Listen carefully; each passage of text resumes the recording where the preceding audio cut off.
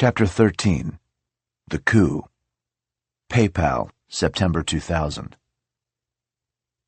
Street Fight. By late summer of 2000, Levchin found Musk increasingly difficult to deal with. He wrote Musk long memos outlining how fraud was threatening to bankrupt the company, one of them incongruously titled Fraud is Love. But all he got in response were terse dismissals. When Levchin developed the first commercial use of CAPTCHA technology to prevent automated fraud, Musk showed little interest. It had an extremely depressive effect on me, Levchin says. He called his girlfriend to say, "I think I'm done." Sitting in the lobby of a Palo Alto hotel where he was attending a conference, Levchin told a few colleagues of his plans to leave. They urged him instead to fight back. Others had similar frustrations. His close friends Peter Thiel and Luke Nosek had secretly commissioned a study that showed the PayPal brand was much more valuable than X.com's. Musk was furious and ordered the PayPal brand to be stripped from most of the company's website. By early September, all three, along with Reid Hoffman and David Sachs, had decided it was time to dethrone Musk. Musk had married Justine 8 months earlier, but he had not found time to go on a honeymoon. Fatefully, he decided to take one that September, just when his colleagues were plotting against him. He flew to Australia to attend the Olympics, with stops to meet potential investors in London and Singapore. As soon as he left, Levchin telephoned Thiel and asked if he would come back as CEO, at least on a temporary basis. When Thiel said yes, the rebel group agreed to join hands and confront the board, enlisting other employees to sign a petition supporting their cause. Thus armed and fortified, Thiel and Levchin and their compatriots caravanned up Sand Hill Road to Sequoia Capital's office to present their case to Michael Moritz. Moritz thumbed through the folder with the petition, then asked some specific questions about the software and fraud problems. He agreed that a change was necessary, but said he would support Thiel as CEO only if it was temporary. The company needed to begin a process of recruiting a seasoned top executive. The plotters agreed and headed off to a local dive bar, Antonio's Nut House, to celebrate. Musk began to sense a problem during some of his phone calls from Australia. As usual, he would issue command decisions, but now his normally cowed lieutenants began pushing back. He figured out why 4 days into his trip, when he was copied on an email sent to the board by an employee who extolled Musk's leadership and denounced the plotters. Musk felt blindsided. "This whole thing is making me so sad that words fail me," he emailed. "I have given every last ounce of effort, almost all my cash from Zip2, and put my marriage on the rocks. And yet I stand accused of bad deeds to which I have not even been given an opportunity to respond." Musk called Moritz to try to reverse his decision. He described the coup as being heinous, says Moritz, who has a refined literary sensibility. "I remember because most people don't use this word. He labeled it a heinous crime." When Moritz refused to back down, Musk quickly bought plane tickets. The only seats he and Justine could get were in coach, and headed home. When he got back to the X.com office, he huddled with some of his loyalists to figure out ways to fend off the coup. After a session that lasted late into the night, he retreated to the video game consoles in the office and played round after round of Street Fighter by himself. Thiel warned executives not to answer Musk's calls. He could be too persuasive or intimidating. But Reid Hoffman, the chief operating officer, felt he owed Musk a conversation. A bear-like entrepreneur with a jovial personality, Hoffman knew Musk's wiles. "He has reality warp powers where people get sucked into his vision," he says. Nevertheless, he decided to meet Musk for lunch. The lunch lasted 3 hours as Musk tried to persuade and cajole Hoffman. "I took all of my money and put it in this company," he said. "I have the right to run it." He also argued against the strategy of focusing just on electronic payments. That should be only an opening act for creating a real digital bank. He had read Clayton Christensen's book The Innovator's Dilemma and tried to convince Hoffman that the staid banking industry could be disrupted. Hoffman disagreed. I told him that I believed his vision of a super bank was toxic because we needed to focus on our payment service on eBay, he says. Musk then switched tacks. He tried to persuade Hoffman to become the CEO. Eager to end the lunch, Hoffman agreed to think about it, but quickly decided he wasn't interested. He was a Thiel loyalist. When the board voted to remove Musk as CEO, he responded with a calm and grace that surprised those who had watched his feverish struggle to prevail. I've decided that the time has come to bring in a seasoned CEO to take X.com to the next level, he wrote in an email to his fellow workers. After that search is done, my plan is to take a sabbatical for about 3 to 4 months, think through a few ideas, and then start a new company. Although a street fighter, Musk had an unexpected ability to be realistic in defeat. When Jeremy Stoppelman, a Musk acolyte who would later be a founder of Yelp, asked whether he and others should resign in protest, Musk said no. The company was my baby, and like the mother in the Book of Solomon, I was willing to give it up so it could survive, Musk says. I decided to work hard at repairing the relationship with Peter and Max. The one remaining source of tension was Musk's desire, as he put it in his email, to do some PR. He had been bitten by the celebrity bug and he wanted to be a public face of the company. I'm really the best spokesperson for the company, he told Thiel during a tense meeting in Moritz's office. When Thiel rejected the idea, Musk erupted. I don't want to have my honor impugned, he shouted. My honor is worth more than this company to me. Thiel was baffled about why this was a matter of honor. He was very dramatic, Thiel recalls. People don't usually talk with such a superheroic, almost Homeric kind of vibe in Silicon Valley. Musk remained the largest shareholder and a member of the board, but Thiel barred him from speaking for the company. Risk seeker. For the second time in 3 years, Musk had been pushed out of a company. He was a visionary who didn't play well with others. What struck his colleagues at PayPal, in addition to his relentless and rough personal style, was his willingness, even desire, to take risks. Entrepreneurs are actually not risk-takers, says Roelof Botha.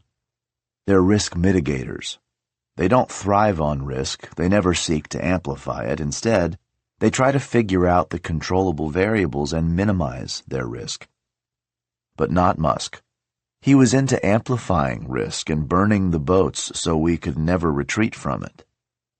To Botha, Musk's McLaren crash was like a metaphor. Floor it and see how fast it goes. That made Musk fundamentally different from Thiel, who always focused on limiting risks. He and Hoffman once planned to write a book on their experience at PayPal. The chapter on Musk was going to be titled, "The Man Who Didn't Understand the Meaning of the Word Risk." Risk addiction can be useful when it comes to driving people to do what seems impossible. He's amazingly successful getting people to march across a desert, Hoffman says. He has a level of certainty that causes him to put all of his chips on the table. That was more than just a metaphor. Many years later, Levchin was at a friend's bachelor pad, hanging out with Musk. Some people were playing a high-stakes game of Texas Hold'em. Although Musk was not a card player, he pulled up to the table. There were all these nerds and sharpsters who were good at memorizing cards and calculating odds, Levchin says. Elon just proceeded to go all in on every hand and lose. Then he would buy more chips and double down. Eventually, after losing many hands, he went all in and won. Then he said, "Right, fine, I'm done." It would be a theme in his life. Avoid taking chips off the table. Keep risking them. That would turn out to be a good strategy. Look at the two companies he went on to build, SpaceX and Tesla, says Thiel. Silicon Valley wisdom would be that these were both incredibly crazy bets. But if two crazy companies work that everyone thought couldn't possibly work, then you say to yourself, I think Elon understands something about risk that everybody else doesn't. PayPal went public in early 2002 and was acquired by eBay that July for $1.5 billion. Musk's payout was around $250 million. Afterward, he called up his nemesis, Max Levchin, and suggested they get together in the company parking lot. Levchin, a small and wiry guy who had occasionally harbored vague fears that Musk might one day beat him up, replied half-jokingly, "You want to have a fist fight behind the school?" But Musk was sincere. He sat on the curb, looking sad, and asked Levchin, "Why did you turn on me?" "I honestly believed it was the right thing to do," Levchin replied. "You were completely wrong. The company was about to die, and I felt I had no other choice."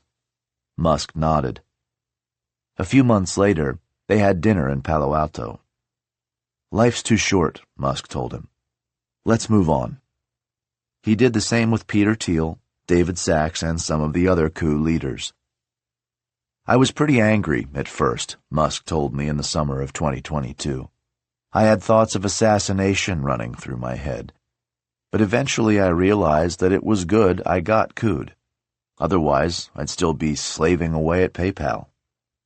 Then he paused for a few moments and let out a little laugh. "Of course, if I had stayed, PayPal would be a trillion-dollar company." There was a coda.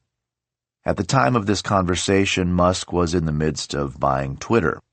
As we walked in front of a high bay where his Starship rocket was being prepared for a test, he returned to the topic of what his grand vision for X.com had been. "That's what Twitter could become," he said. "If you combine a social network with a payments platform, you could create what I wanted X.com to be." Malaria. Musk's ouster as PayPal CEO allowed him to have a true vacation, the first time that he had a week-long holiday from work. It would also be the last time. He was not made for vacations. Along with Justine and Kimball, he went to Rio to see his cousin Russ Rive, who had moved there after marrying a Brazilian woman. From there they went to South Africa to attend the wedding of another relative. It was Musk's first time back after leaving the country 11 years earlier at age 17. Justine had a tough time dealing with Elon's father and grandmother, known as Nana. She had gotten a henna tattoo of a gecko on her leg while in Rio, and it had not yet faded. Nana told Elon that she was a Jezebel, referring to the biblical woman whose name became associated with sexually promiscuous or controlling women. That was the first time I'd ever even heard a woman refer to another woman as a Jezebel, Justine says. I guess the tattoo of the gecko didn't help. They escaped Pretoria as soon as they could for a safari at a high-end game preserve. After getting back to Palo Alto in January 2001, Musk started feeling dizzy. His ears were ringing, and he had recurring waves of chills. So he went to the Stanford Hospital emergency room where he started throwing up. A spinal tap showed he had a high white blood cell count, which led the doctors to diagnose him with viral meningitis. It's generally not a severe disease, so the doctors rehydrated him and sent him home. Over the next few days he felt progressively worse, and at one point was so weak he could barely stand. So he called a taxi and went to a doctor. When she tried to take his pulse, it was barely perceptible, so she called an ambulance, which took him to Sequoia Hospital in Redwood City. A doctor who was an expert in infectious diseases happened to walk past Musk's bed and realized that he had malaria, not meningitis. It turned out to be falciparum malaria, the most dangerous form, and they had caught it just in time. After symptoms become severe, as they had in Musk's case, patients often have only a day or so before the parasite becomes untreatable.